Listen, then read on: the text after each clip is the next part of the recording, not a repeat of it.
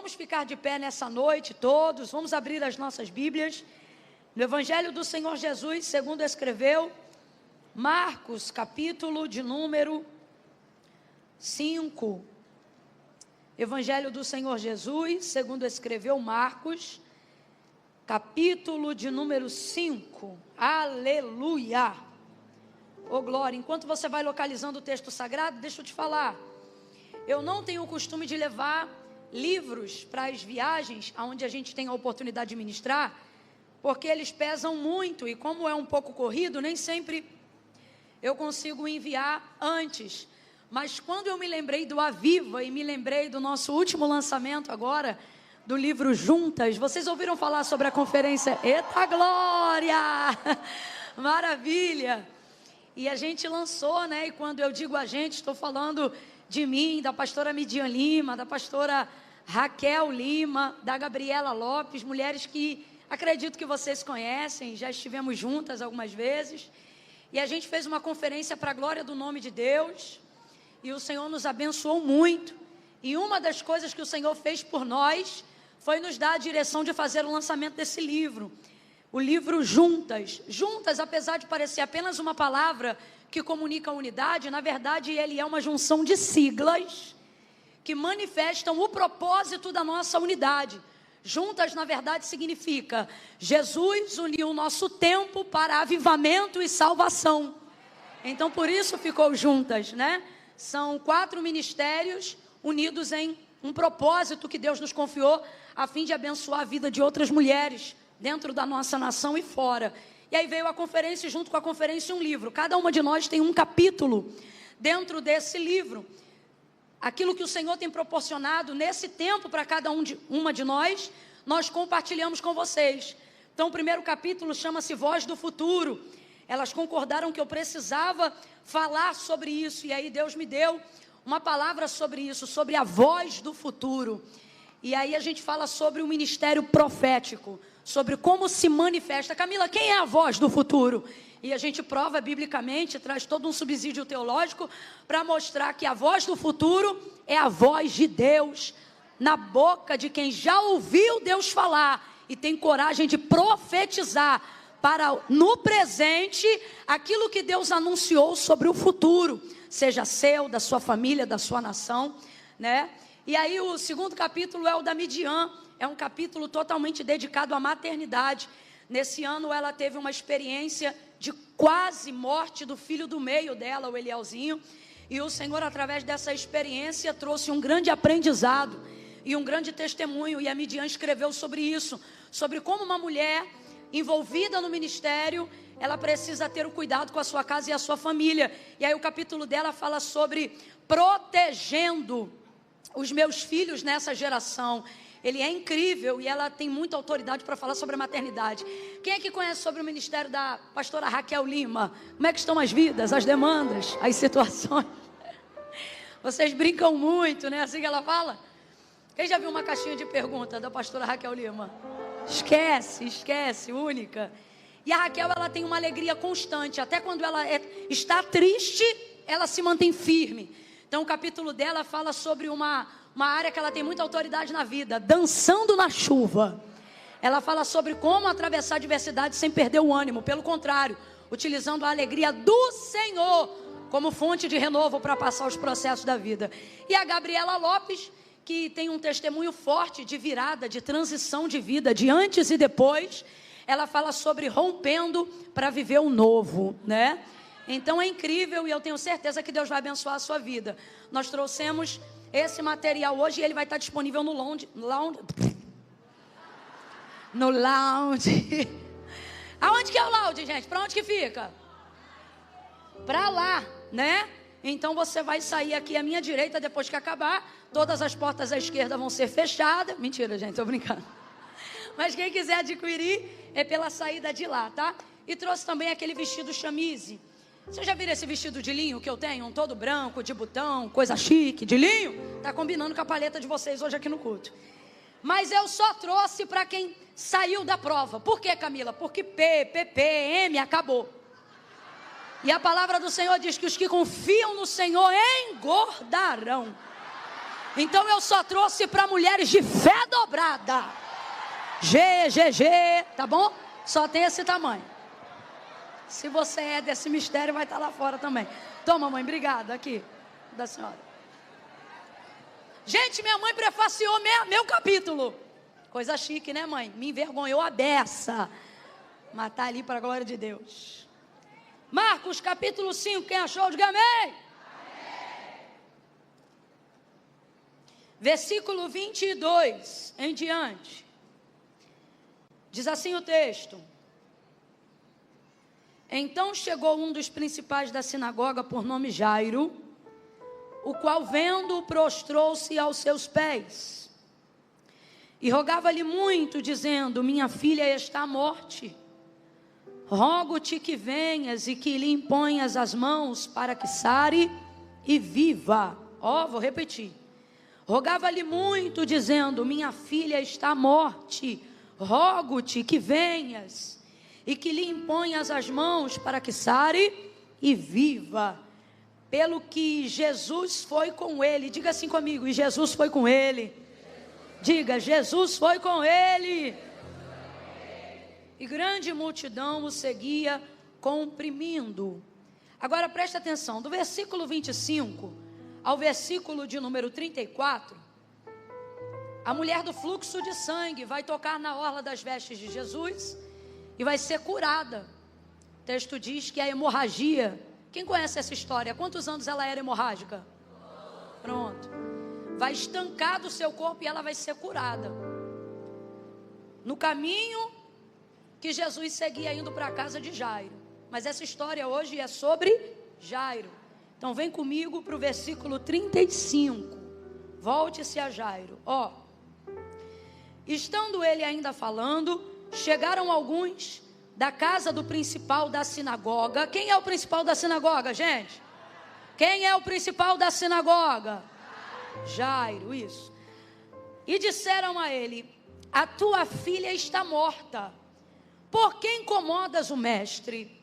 Porém Jesus, tendo ouvido essas palavras, disse ao principal da sinagoga: não temas, crê somente. Diga amém por essa palavra. Senta ainda não, vou contar de 1 a 3. Quando eu disser 3, você vai olhar para quem está ao seu lado e vai dizer assim para esta pessoa: mantenha a expectativa. Não contei até 3 ainda. É muita expectativa.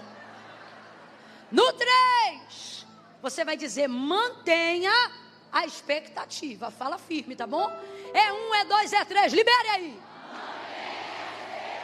Senta dando glória a Deus aí nessa noite. Aleluia. Fica firme. Fala para umas 2 aí de fica firme. Fica firme, creia. Aleluia. Fica firme, minha irmã. Fica firme.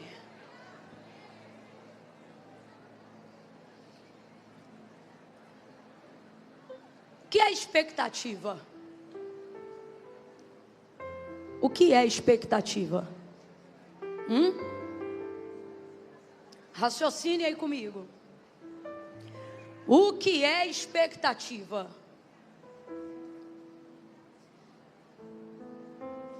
É a espera desejosa. Eu não vou nem dizer ansiosa, tá? É a espera desejosa, esperançosa, positiva, de algo que eu quero muito que aconteça. Expectativa. Expectativa não é igual a ansiedade. Expectativa não é excesso de futuro, é certeza de futuro. De algo que eu desejo, de algo que eu quero muito receber. Isso é expectativa. Existem pessoas, até mesmo no meio cristão, que ensinam os outros, em razão das frustrações que já viveram, a não gerarem expectativa. E fazendo isso, contrariam a realidade bíblica da fé. Porque fé não é um sentimento. Fé não é um desejo aleatório. Fé não é um pensamento positivo. Fé é a certeza. a espera que eu tenho no cumprimento de uma palavra que não falha. Então todas as vezes que eu desmotivo alguém, todas as vezes que eu digo a alguém, não espere tanto, não deseje tanto, tome cuidado, não coloque tanta expectativa. A justificativa é sempre a mesma. Qual? Para você não se... E isso é totalmente contrário à fé. Porque uma pessoa que não coloca em algo expectativa, haja vista o medo que ela já tem de se frustrar, já tem uma fé completamente equivocada. Porque a fé não espera se frustrar. Porque, ora, o que diz o autor da carta aos Hebreus? A fé é o firme fundamento, a certeza das coisas que se não veem, mas que se esperam como se elas já existissem, como se elas já tivessem acontecido.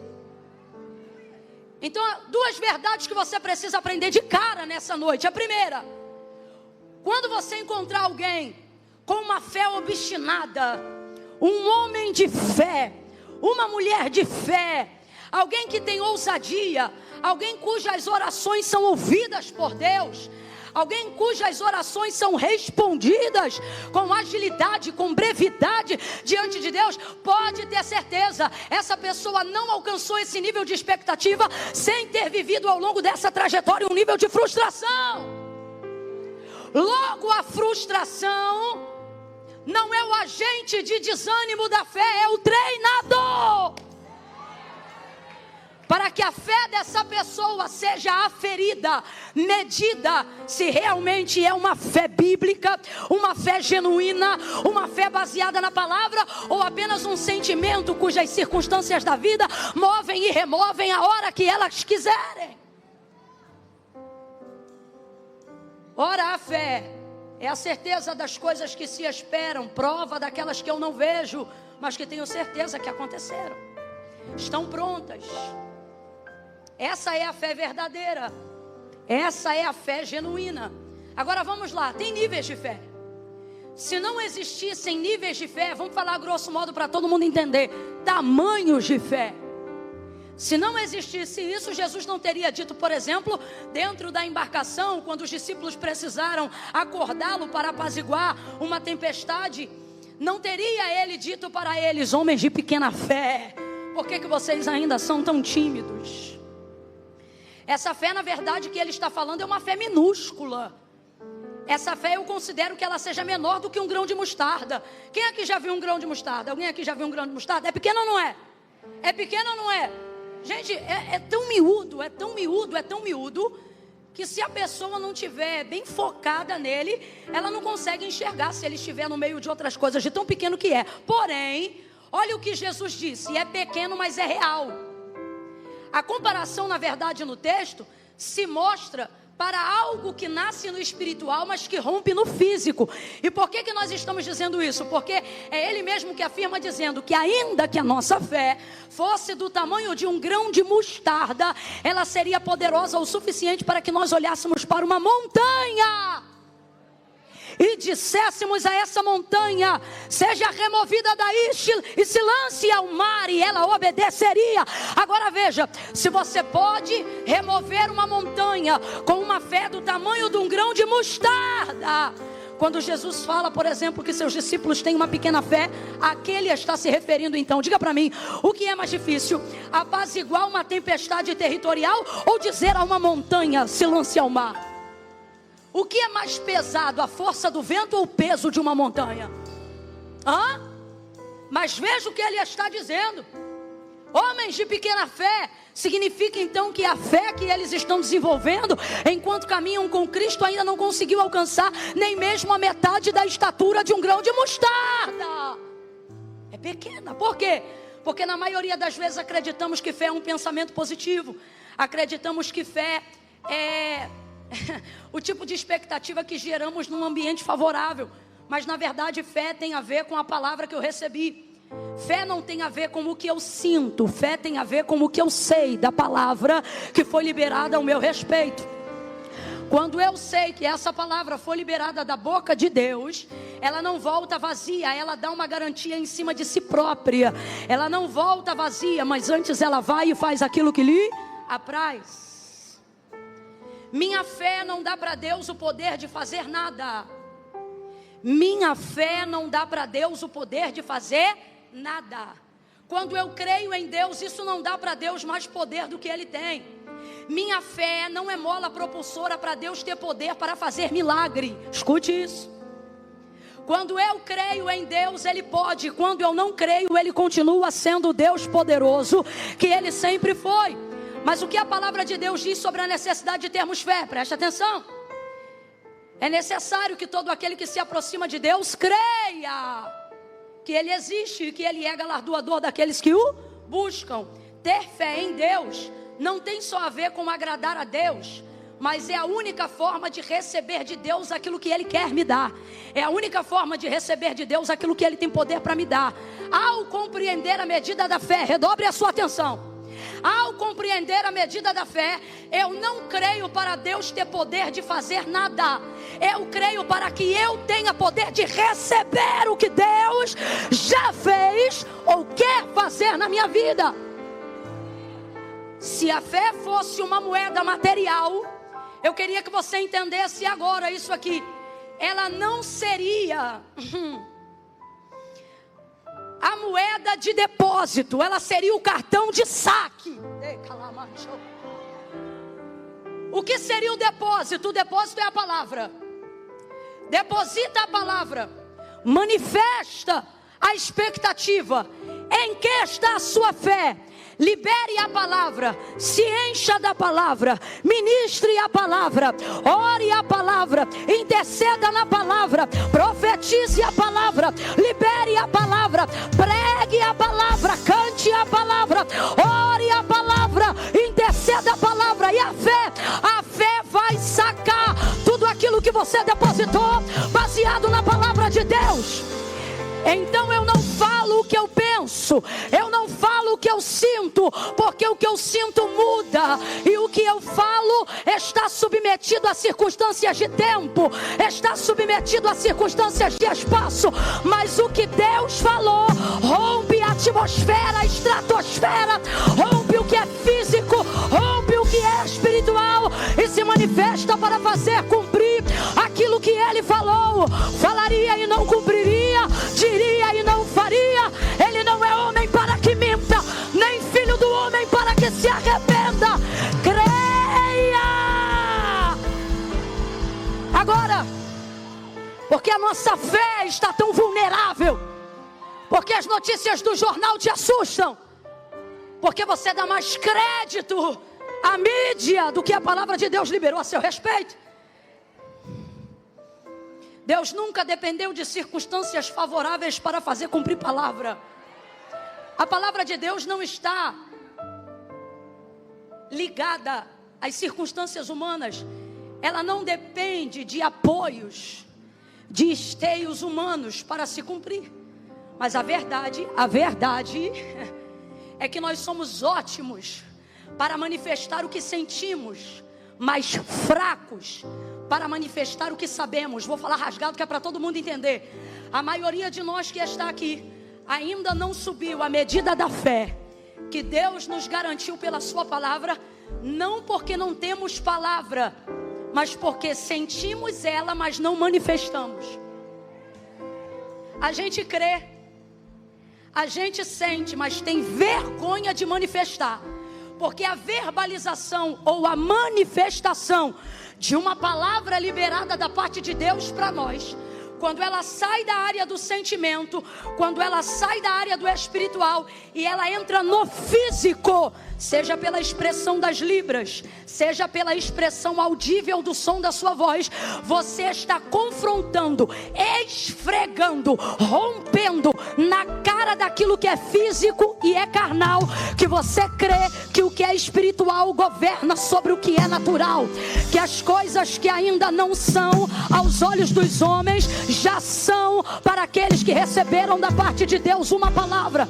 A maioria de nós sente, se não sentíssemos, crescêssemos, não faríamos eventos como esses. Se não crescêssemos, não ficaríamos aqui de manhã, de tarde, até agora. O ambiente profético atrai. E por que ele é tão atraente? Porque você ama ouvir o que Deus está falando sobre o teu futuro. Você ama ouvir uma realidade que confronta a realidade do teu presente. Só que este momento acaba e às vezes a sua vida não muda. E por que não muda? Porque nem sempre Deus usa a minha fé para mudar a tua casa, porque Ele está usando as circunstâncias da tua casa para aumentar a tua fé. Escute, e a única maneira de aumentar a tua fé não é vindo aqui apenas e ouvindo. Essa é uma parte, completa para mim por favor. Essa é apenas uma. Abre a boca, essa é apenas uma. Porque a fé vem pelo ouvir, e o ouvir da palavra. Então quando você vem para cá e você ouve, diga glória a Deus. Quando você vem para cá e você escuta, diga aleluia. Quando você vem para cá e recebe palavra, diga graças a Deus. Você recebeu aquilo que te dá condições de profetizar. Você não sai daqui só sentindo. Redobre a sua atenção. Você não sai daqui só sentindo, você também sai daqui sabendo. Sabendo qual é a vontade de Deus para a sua vida. Sabendo aonde estão as garantias que o Senhor colocou para você e para a sua casa. E você chega em casa animada. Essa semana vai ser diferente das semanas que a depressão te afronta. Sim ou não? Sim ou não? Mas por que depois de um tempo você é vencida? Você desculpa, mas é que eu não vim aqui fazer firula, eu vim pregar a verdade. Por que nessas áreas você repete ciclos que já deveria ter fechado? Porque você sente, você sabe, você tem, mas você não manifesta isso no mundo físico. Você não verbaliza. Você quer ver? Você está chateada ou irada, a murmuração sai quase que espontaneamente da sua boca. Sim ou não? Fala a verdade. Sim. Agora, diante de um episódio de medo, tem gente aqui que tem o Salmo 91 de cor na cabeça. Mas diante de um episódio de medo, você prefere verbalizar estou com medo, do que verbalizar aquele que habita no esconderijo do Altíssimo, a sombra do Onipotente descansará. Direi do Senhor, Ele é o meu Deus, o meu refúgio, a minha fortaleza. Nele eu confiarei, nele eu confiarei, nele eu confiarei, nele eu confiarei, nele eu confiarei, nele eu confiarei, porque Ele me livrará do laço do passarinheiro e da peste perniciosa. Ele me livrará, Ele me livrará, Ele me livrará, Ele me livrará. Você tem chaves, você tem palavra, você tem aonde crescer a sua fé, você tem aonde apoiar o seu milagre. Mas você não faz isso. E por que você não faz isso? Porque você acha que espiritualidade e emoção é a mesma coisa. Deus não te fez um ser só espiritual. Também não te fez um ser só físico, natural. E também não fez você só alma, um ser emocional. Nós chamamos de tricotomia do ser. E está alinhada nela a plenitude do que Deus nos confiou na condição de ser humanos. Espírito, alma, exatamente nessa ordem. O espírito governa sobre a alma se submete ao espírito e o corpo reage ao comando. Por isso que o espírito precisa estar sobre todos. Salomão disse assim: se o teu espírito estiver de pé, ele levantará todo o seu corpo. Mas se tua alma estiver abatida, quem pois o animará? Olha o que ele está dizendo. Claro que quem animará é Deus, quem levanta é Deus, quem faz é Deus. Só que o que ele está dizendo é o seguinte: se você ficar achando que teu ânimo, que tua alma e que teu corpo vão cooperar com as coisas de Deus, com as coisas do Espírito, você está enganada. Porque o corpo voluntariamente para Deus, ele não faz nada. Tudo que ele faz debaixo de um comando do Espírito. Agora, qual é a orientação? O que o texto quer dizer? Fortalece o Espírito. Porque quando você precisar de ajuda no teu corpo, quando você precisar de ajuda na tua alma, se o Espírito estiver pronto, ele entra onde o Rivotril não entra, ele entra onde a terapia não entra, ele entra onde o sono não entra. Quem está entendendo, diga amém. É isso que ele está dizendo. Agora, de que maneira o fortalecemos e o ministramos? Sobre a sua palavra. Confundimos o que é espiritual com o que é emocional. Não manifestamos a palavra que é espiritual, não manifestamos a palavra que é real, não verbalizamos a palavra de Deus diante das circunstâncias difíceis da nossa vida, porque somos tendenciosos a achar que o físico é mais forte do que o espiritual, e que a única maneira de abalá-lo é se o meu emocional estiver forte. 2 equívocos. Quantos equívocos? Abra a boca. Quantos equívocos? 2 equívocos. Primeiro, achar que tudo que é espiritual, por ser translúcido, transcendental, por não ser visível aos olhos humanos, tende a parecer mais fraco. Eu não vejo, eu não toco, então tende na nossa mentalidade humana e carnal a parecer que tal coisa é mais fraca. E o que é físico? Ora, o que é físico me afronta, está diante de mim. Saia correndo agora e atravesse aquela parede ali no físico. Vai, atravessa lá, deixa eu ver. Amanhã você vai ser o meme número 1 do Brasil.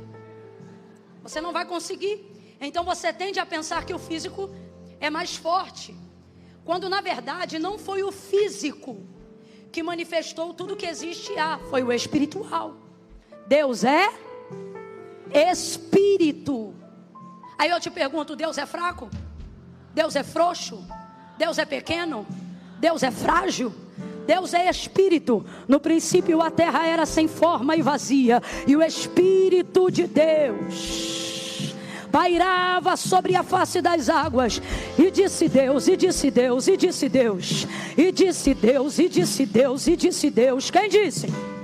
Quem disse? Quem disse? Haja luz, e houve luz. E a palavra de Deus manifestou tudo que você toca. A palavra de Deus manifestou tudo que você vê. A palavra de Deus manifestou tudo que está diante de você. E isso não foi uma obra emocional, e também não foi uma obra física. Quem está me ouvindo, diga eu aqui. Isso foi o Deus Espírito manifestando a sua palavra. Deus está dizendo: manifeste a minha palavra, mesmo quando você não sentir. E eu vou fazer o que eu tenho que fazer. Eu vou cumprir o que eu tenho que cumprir, porque a minha obra é dar ordem ao Espírito.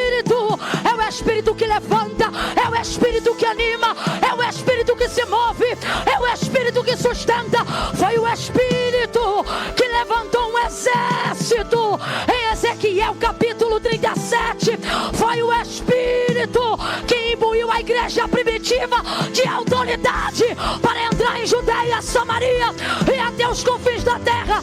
Então tire da sua cabeça a ideia de que o que é espiritual só pode acontecer se eu sentir, ou que a minha vida real, física, só pode mudar se eu estiver bem emocionalmente. Camila, o que isso tem a ver com Jairo? Tudo! Eu disse que eram 2 equívocos. Segundo, achar que necessidade move a mão de Deus. Camila, tem coisa que eu não peço para Deus, porque Deus tem muita coisa para fazer, eu não tenho nem coragem. Aquela ideia de um Deus ocupado que não dá conta da agenda, sabe? Deus vai pegar uma religiosa agora.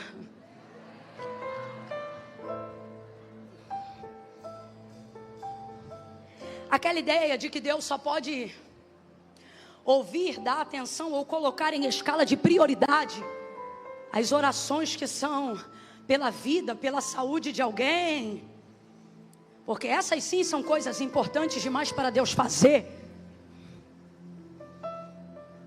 Deus não trabalha movido por necessidade. Porque desde a antiguidade com o ouvido não se ouviu, não se percebeu, nem com o olho se viu um Deus que... Para quem precisa, não é isso? Não é isso? Não é isso?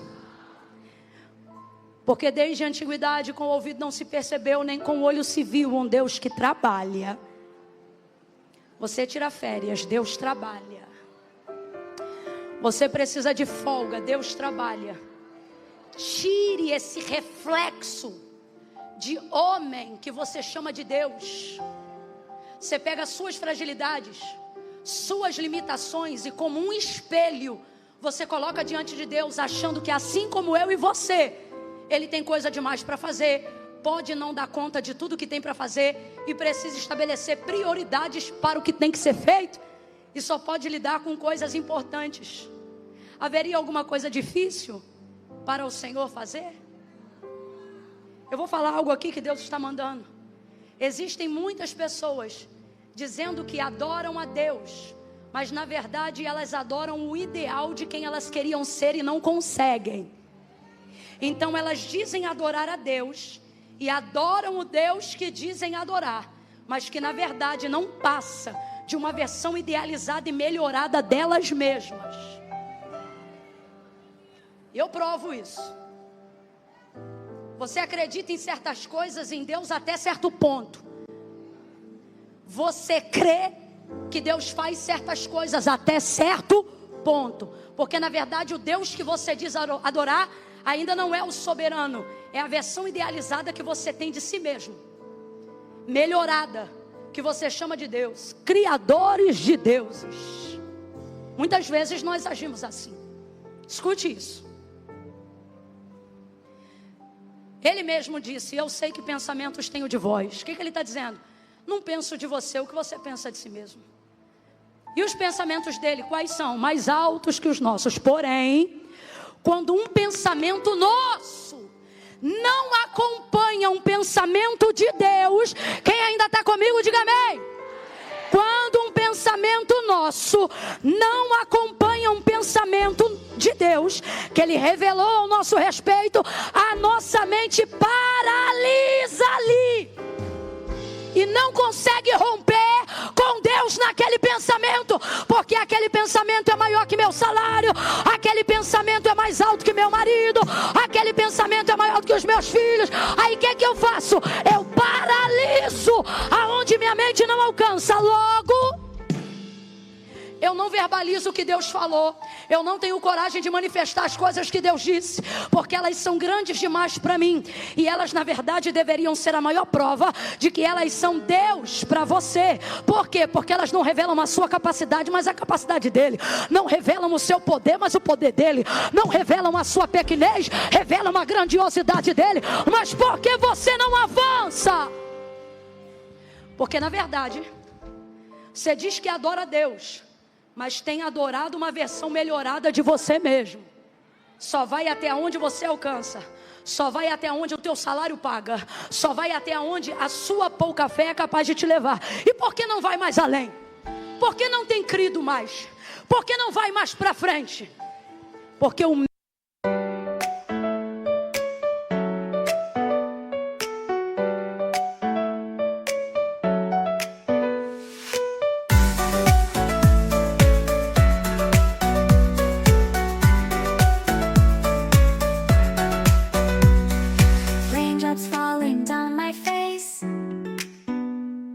like tiny tears in a happy chase,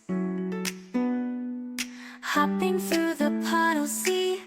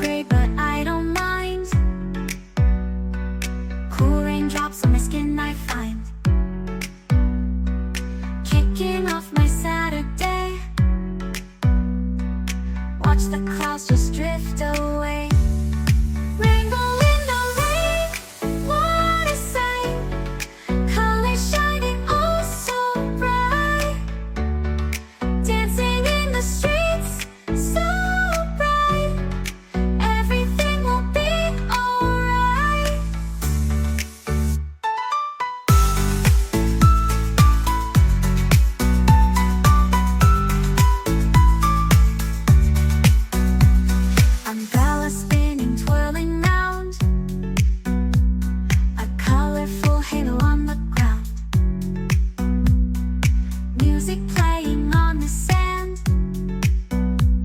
Skipping beats, the heart will sway. Feel the world come out to play. Lightning cracks, but don't you fear. Magic shines when skies are clear. Raindrops whisper secrets true. A hidden beauty shines right through. Rainbow in the rain, what a sight. Colors shining oh so bright. Dancing in the streets, so bright. Everything will be alright. Raindrops falling soft, peeks through. Rainbow magic, me and you. Smiling faces, hearts, alright. Everything will be alright.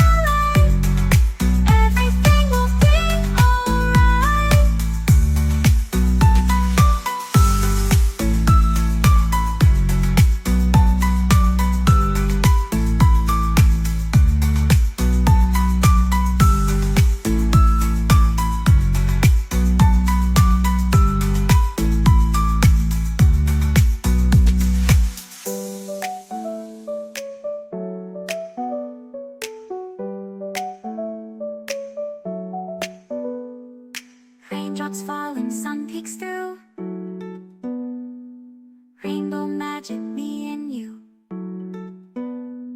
Smiling faces, hearts alight. Everything will be alright.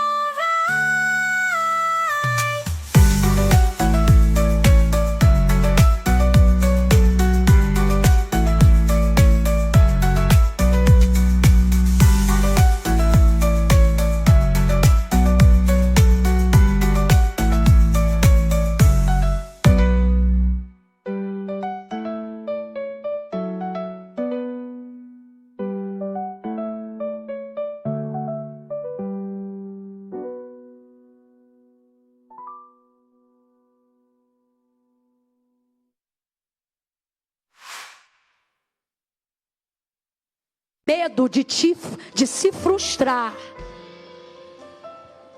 Aquele que você não tinha no início da tua caminhada.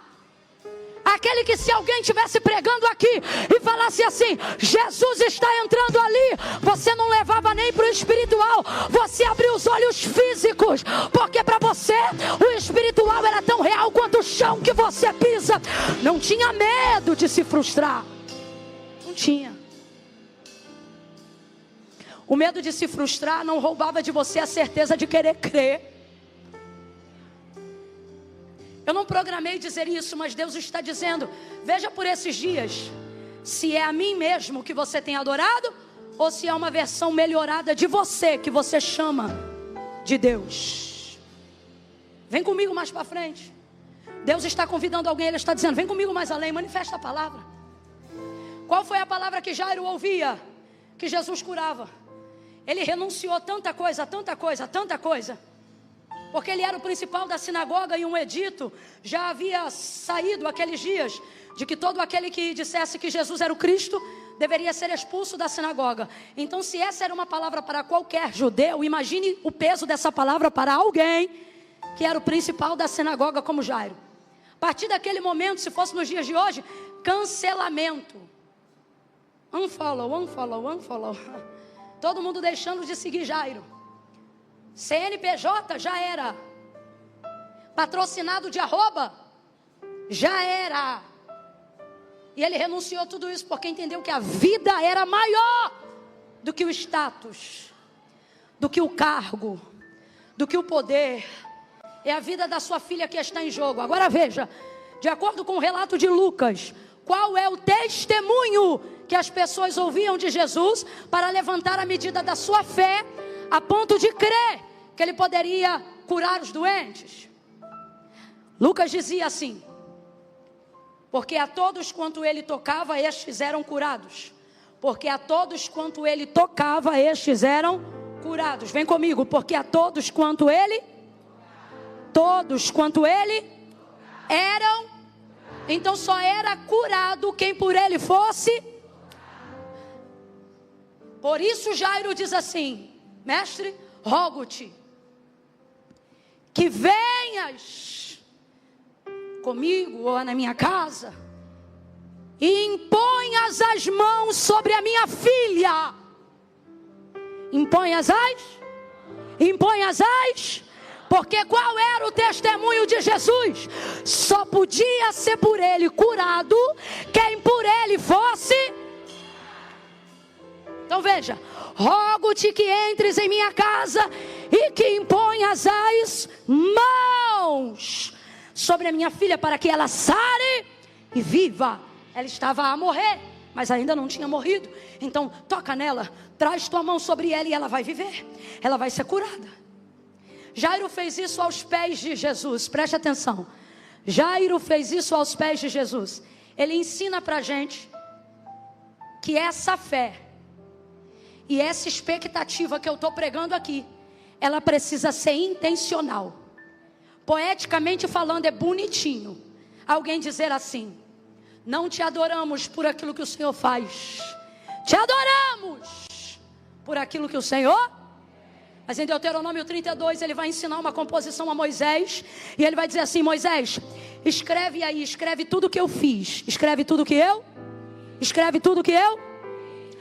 eu fiz a Israel no dia que libertei ela do Egito, da casa da servidão, e introduzi, ou levei ela a caminho de Canaã. Eu quero que você escreva aí: diga que eu fiz maná descer da terra, do céu. Diga que eu fiz água sair da rocha. Diga que eu tirei azeite da pedra.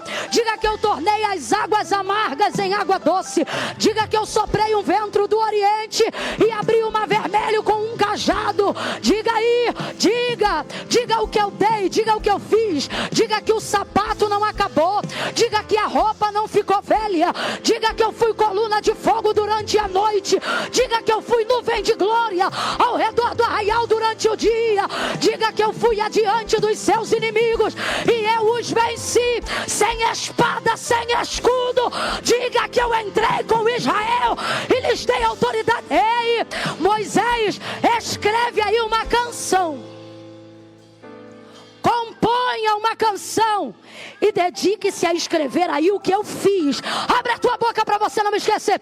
Dedique-se a escrever aí o que eu fiz. Para que vocês aprendam a cantar essa canção, para que os filhos de vocês aprendam a cantar essa canção, para que quando vocês entrarem em Canaã e os filhos dos seus filhos nascerem, eles saibam quem eu sou, sabendo o que eu fiz. Porque você só sabe quem ele é por causa do que ele. Você não temeria um Deus que não conhece a força de seu braço. Você não serviria a um Deus como Deus se você não soubesse a capacidade de seu poder. Por que você o faz? Porque você sabe. Depois de um tempo, você até aprende a amá-lo pelo que ele é, mas só se compromete com ele por causa do que ele fez. Ah, Camila, eu não gostei disso, discordo. O problema é seu. Que Deus trate da nossa hipocrisia até a raiz. Porque Deus não quer ser procurado por alguém que não seja intencional. Eu vou falar de novo. Eu não estou falando de adoração. Eu estou falando de intenção. Davi vai orientar em alguns salmos que não se busque Deus sem saber o que vai dizer. Camila, então quando eu não souber o que orar, eu faço o quê? Bote um louvor, fique em silêncio, esteja diante de Deus em devoção, mas não invente oração, não faz reza repetida. Porque os fariseus faziam assim e Jesus disse: não é por causa disso que vocês serão ouvidos. Agora, quando for se achegar diante de Deus, chega sabendo o que você quer das suas mãos. Não vem pra cá dar uma de super santa pra mim. Não. Porque olha, eu nem estou pedindo nada. Maravilha. Sustenta a tua santidade. Não fica irada quando vê alguém recebendo o que teve coragem de pedir. Quando você dizia que não pedia porque é humilde, quando você dizia que não pedia porque é santa, sustenta a tua santidade. Não se ire, vou falar rasgado. Tem gente aqui que não dá conta de curtir foto, não aguenta ver o evangelho que a outra vive, não aguenta ver prosperidade, cuidado de Deus, viagem, não aguenta ver. Sustenta a tua santidade, que tu diz que é santidade, porque o nome disso é orgulho. Você que diz que não chega diante de Deus para pedir nada, melhora só um pouquinho o retorno para mim, por favor. Aumenta só um pouquinho para mim, por favor. Você que chega diante de Deus e diz: eu não vou pedir nada, ou eu não quero pedir nada, porque eu já estou grata por tudo que eu tenho. Maravilha, ok, Deus te preserve. Mas dá continuidade a isso quando vê os outros tendo coragem de pedir e receber o que você um dia não quis. Seja intencional. Levanta a mão direita o mais alto que você puder. Coloca a esquerda na mesma altura. Quem está aqui desde a tarde, diga glória a Deus. Sacode os braços para ver se teu desodorante está funcionando. No 3, não para não. No 3, você vai botar a mão no ombro de quem está do teu lado. Vambora, reaja, calma. No 3. E vai dizer para essa pessoa: seja mais intencional. Que caia por terra agora toda religiosidade, toda falsa doutrina. Que caia por terra agora todo sentimento que te afasta da paternidade de Deus em Cristo. Que caia por terra agora todo farisaísmo, toda hipocrisia que sobre justificativa de uma falsa santidade me afasta de um Deus verdadeiro. 3, bota a mão no ombro dela e diga: seja intencional.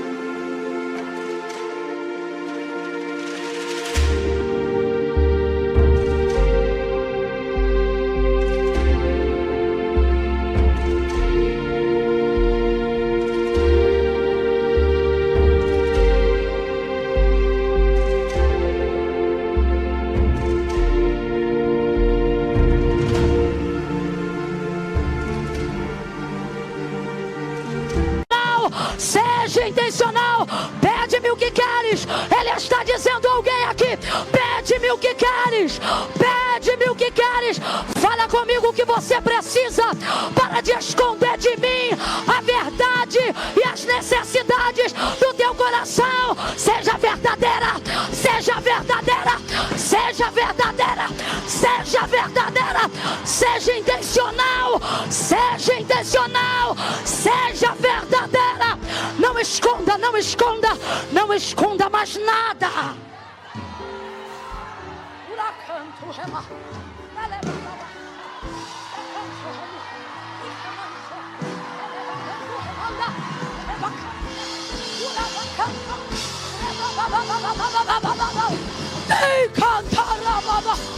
Seja intencional. Intencional. Ei. Não é necessidade. A palavra-chave aqui hoje é o quê? Expectativa. Grite aí, qual é a palavra-chave? Qual é a palavra-chave?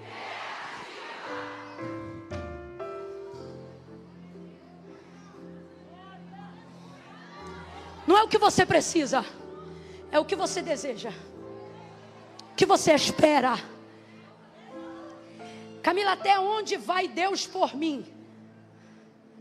Até onde sua fé vai por Deus.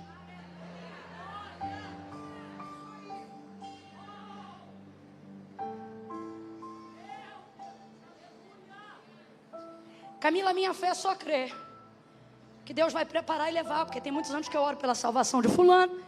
fulano ainda não se salvou. Pois é o que vai acontecer. Deus vai preparar e vai levar. Agora tem gente que tem um marido, um avô, um tio, um filho na mesma idade que o seu, com um problema igual ou pior do que o seu. E não está dizendo Deus prepara e leva, porque a fé dela é: Deus, eu quero ver esse menino servir a tua casa. Eu quero ver esse cachaceiro virar obreiro na tua presença. Eu quero ir uniformizada para a igreja com ele no domingo, de manhã e à noite. Essa é a minha expectativa, é assim que eu vejo. Porque não é necessidade, é expectar. Qual era a expectativa de Jairo? Se ele colocar a mão, a minha filha vai ser curada. Jesus vai com ele. Só que no caminho tem uma mulher que tem uma fé maior do que a dele. Olha para quem está do teu lado e diga assim: no caminho do que você quer ver Jesus fazer. Diga de novo: no caminho do que você quer ver Jesus fazer, vai ver também Ele fazer coisas maiores por outras pessoas que não tem nada a ver com você.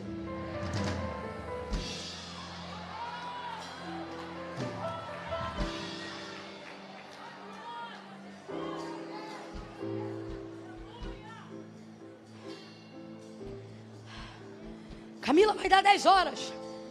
Quem não tem expectativa para aguentar mais, vai na paz. Mas eu vim com muita expectativa. Camila, estou percebendo. Maravilha. Quem quer entrar nesse mesmo nível, vem comigo nadando de braçada. Porque eu vim debaixo de uma fé que ainda antes que o ano de 2023 tem.